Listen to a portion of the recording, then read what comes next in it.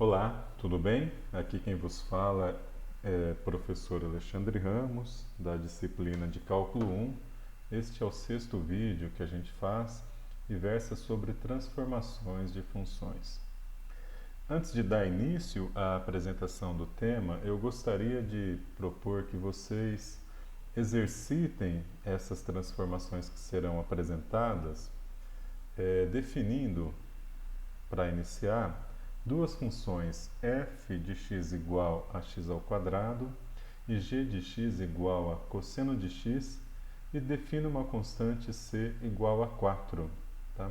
E cada uma das operações que serão discutidas abaixo, vocês façam então gráficos e cálculos algébricos e estes gráficos poderiam ser feitos utilizando o software GNUplot. Tá? Vocês conseguem encontrar online auxílios sobre como usar o GNUplot. Então fica a recomendação para repetir cada uma das operações aqui apresentadas usando estas funções. Recomendo talvez até definir uma função h de x igual a seno de x também, que talvez possa auxiliar nesse processo de realizar operações com as funções. Bom, vamos começar nessas operações utilizando translações, que são chamados deslocamentos verticais ou horizontais, que é como denominamos os deslocamentos verticais ou horizontais de uma certa função ou de sua variável independente. Vocês vão notar, antes da gente avançar, vocês vão notar que essas operações de transformações de funções são os exemplos mais simples possíveis de a realização de operações algébricas com funções, como produtos, somas e subtrações e divisões, e os exemplos mais simples possíveis de composição de funções. Então vamos começar pela combinação de funções aqui, no caso das translações, que consiste em definirmos a variável y como f de x mais uma constante ou menos uma constante c. Se você define y desta forma, então f de x avança c unidades para cima ou para baixo, e essa é uma combinação de funções. Por sua vez, se você redefine y como sendo não f de x, mas f de x mais c ou menos c, então você tem o deslocamento da função f de x ao longo do eixo horizontal, seja à esquerda no caso da soma ou à direita no caso da subtração. Então, dois exemplos aqui que nós podemos usar são estes, né? Então, veja só, se você tem um f de x dado sendo definido como x somente, que é a função mais simples possível, a identidade, então se você faz f de x mais c, você sobe o f de x por c unidades, e se você faz f de x menos c, você desce o f de x por c unidades, e assim ficaria então o vosso gráfico. Por outro lado, se você soma c ou subtrai c no argumento da função, na soma você faz um deslocamento à esquerda por c unidades e na subtração um deslocamento à direita por c unidades. Então, estes são os exemplos de translação realizada, seja por combinação ou composição de funções. Quando você pensa em termos de reflexões, faltou esse detalhe, note que ambas as operações são operações com uma função linear. A segunda operação que é interessante de avaliarmos são as reflexões horizontais ou verticais. Então, aqui são duas. Uma é uma reflexão do próprio f de x e a segunda é uma reflexão do argumento.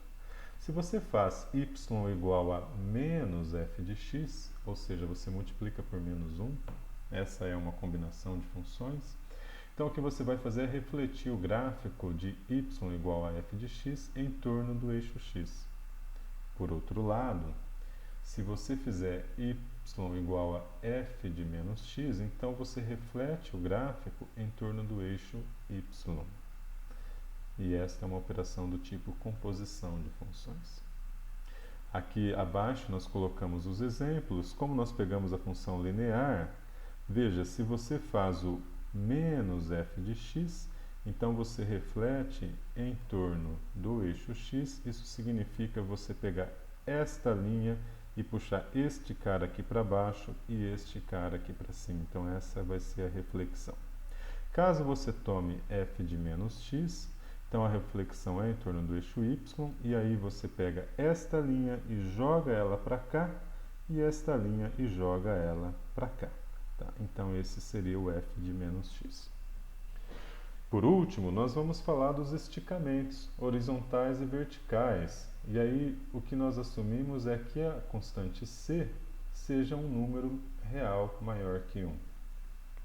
Esses esticamentos não são no gráfico em si, né, no conjunto de pontos x, f de x, mas sim nos eixos vertical e horizontal que resultam em alterações nas inclinações, por exemplo, da reta, se for este o caso.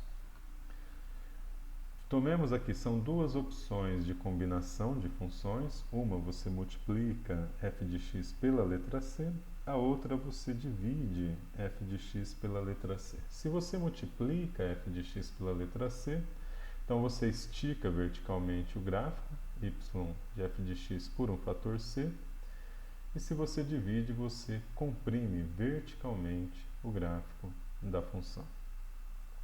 Essa operação poderia ser vista aqui.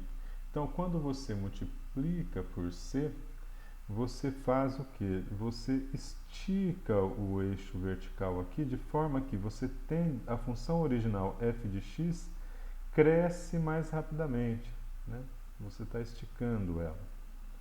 Por outro lado, se você multiplica ela por 1 sobre c, então o que acontece é que você comprime o seu eixo vertical, né? É como se comprimisse, então ela cresce mais lentamente, como representado por esta linha aqui.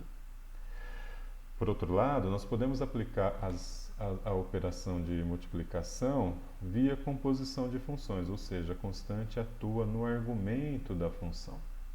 Certo? Então, y igual a f de 1 sobre c vezes x é um esticamento esticamento horizontal da função, enquanto que f de c vezes x é uma compressão horizontal da função. Então, se você tem o f de x aqui, correto? E você multiplica o f de x por 1 sobre c vezes x, então o que você vai ter é que ele fica esticado horizontalmente, então ele diminui a taxa de crescimento da sua função. Caso contrário, se você multiplica ele por c vezes x, então você comprime o eixo x e aí ele fica com a inclinação mais alta. Tá? Então ele dá uma aumentada na inclinação. Com isso, nós concluímos esse tópico. Este tópico fica mais bem visualizado se feitos gráficos e cálculos algébricos. Eu recomendo então que vocês usem estas funções e esta constante pelo menos para estudar esses processos e façam esses gráficos usando o software GnuPlot, que é um software bastante útil, tem bastante material online e com certeza vocês conseguem produzir bastante material com ele. Com isso eu encerro mais este vídeo. Agradeço a atenção, boa sorte com os exercícios e até a próxima.